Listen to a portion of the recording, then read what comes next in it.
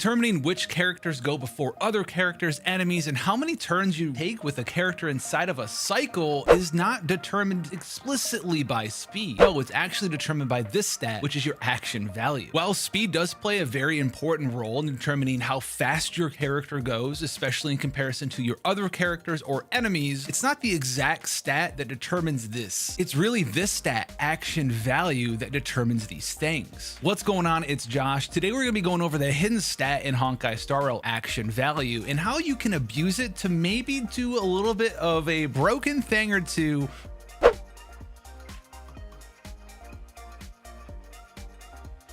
But if you turn this option on inside of your game settings, you will actually see this number associated with every character, and this is their action value. This is the true number that determines what character or enemy is going to go in which particular order and how many times you can take an action before a cycle ends. And this is very important in harder content, such as in the Memories of Chaos. So today I'm going to break this down in the easiest way for you to understand how to most take advantage and generate this stat. Now, action value itself is determined in a very simple way. It's just the number 10,000 divided by your speed. Once you do this, this is the action value that your character will generate at the start of battle and every time they take an action. In Honkai Star Rail, whoever has the lowest action value is going to be higher up on the bar and thus faster than other characters. And this value also can be changed by various buffs, such as Asa's flat speed buff for the party or Sele's percentage speed buff. And in addition to this, things that have action combat forward are going to be using your action value stat to determine how much further along the action bar you will move up when these effects are activated. For instance, something like the 4-piece win set that has an action advancement forward value of 25% will look at the character's action value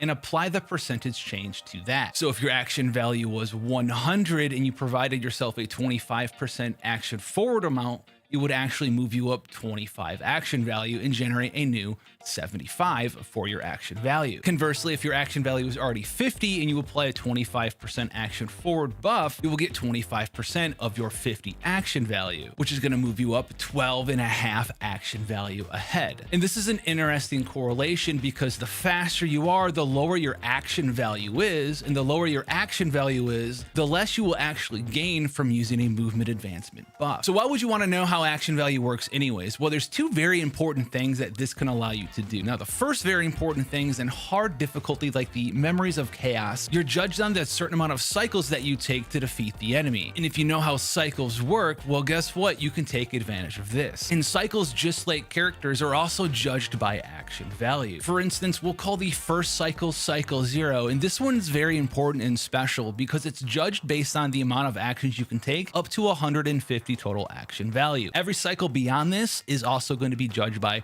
an additional 100 action value. So what does this mean? Well, if you know what your action value you can generate is, and you know the maximum amount of action value you can use before a cycle ends, you can strategize your characters based on their speed and how many different action advancement forward buffs you have access to, and then tune them accordingly so you can make as many actions as you possibly can during certain cycle thresholds. For instance, if you wanted to have 3 actions during cycle 0, you'd have to, on average, generate about 49 to 50 action value per action. If you do this on speed alone, it'd be 201 speed. Any more than an average 50 action value for your character per action would put you over the 150 threshold, and you would lose an action during cycle 0. And as cycle 0 is made up of 150 total action value, and every cycle afterwards is only an additional 100, the different speed and action value push breakpoints you'll need will change based on which cycle of the fight you're trying to min-max for. Trying to get a bonus action in cycle 0 might be a little harder for you than maybe getting a bonus action for a character throughout a 3-cycle fight. If you're having fun breaking the game with me, go ahead, throw that like down there. Let's continue. For instance, our Bronny has 132 speed, so based on the math that we've shown so far, she should generate a 76 action value at the start of combat. If you want to see what your starting action value is, you can pause the first turn of combat by activating someone's ultimate, and you will see everyone's action value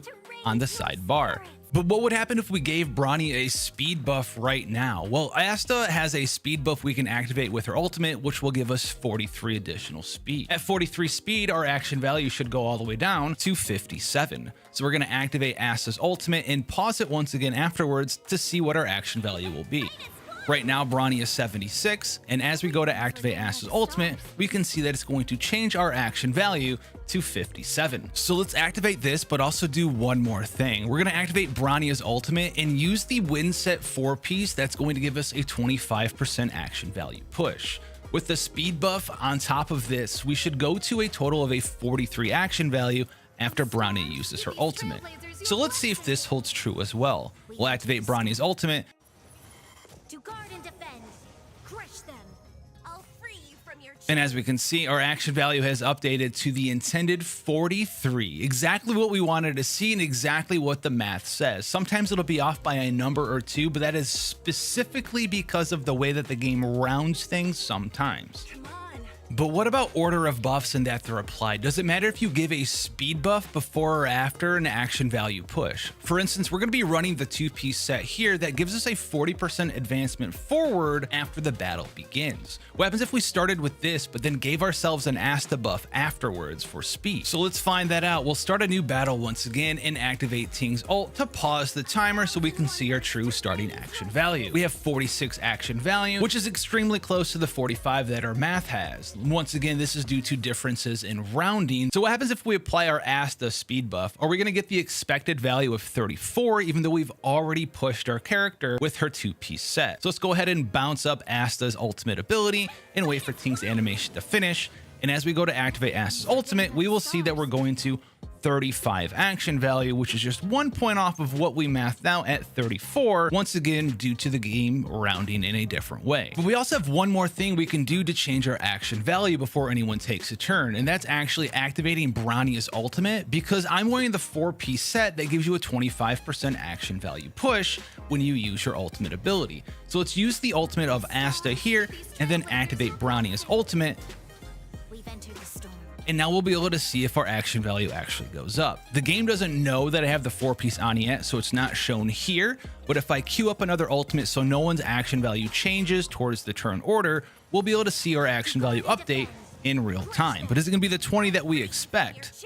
Went up 15 right to the grand total of 20 action value. What's the best way to take advantage of this? Well, you can do two things with it. You can use it to know how much action value advancement forward you need to keep a character either in front of or behind another character. This is very important for nihilism as well as harmony characters that have very important buffs and debuffs that you would want to land either before or refresh right after your DPS goes. But on top of that, now that you know how to plan out your action value and generate an exact number for every turn that you can do, if you really want to min-max and make the game easier for Hall of Memories and harder content like Memories of Chaos that reward you for doing things under certain amounts of cycles, you can now plan out how many turns you want to take in a 5-cycle fight or a 6-cycle fight or a 2-cycle fight and speed tune everything that way. Do you want to end everything in cycle 0? You now know exactly how much action value you should be able to generate 3 times in a row to facilitate having 3 turns there. And you can do this no matter which cycle you're aiming for. Do you want to have 5 actions at cycle 3, 7 actions total by cycle 4? You now know exactly the speed you need, and on top of that, the amount of action advancement forward you'd need, and now you can min-max the exact amount of action value you need to generate to meet the cycle requirements for specific amounts of turns. For instance, if you wanted to take 3 actions in cycle 0, you would need at least 201 speed to guarantee that you would have 3 actions within that cycle.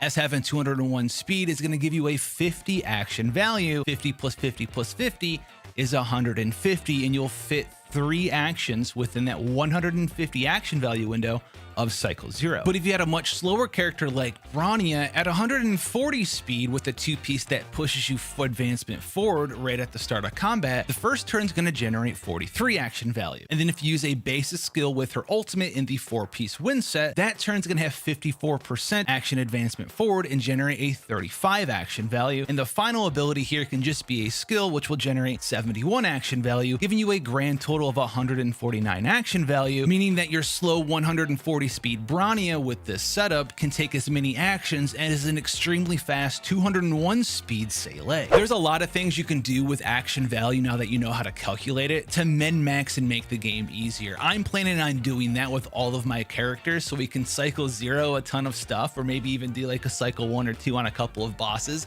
It's absolutely busted if you get it down in min-max. Now, do you absolutely need to know how this stuff works in Honkai Star Rail to play the game at endgame? Probably not, but what it will do is give you a significant edge in playing the game the way you want to play it, making your supports more effective, making your debuffers more effective, and allowing you to get just the right amount of speed on your gear without wasting extra stats. So with that being said, have fun out there, and I'll see you guys in the next one.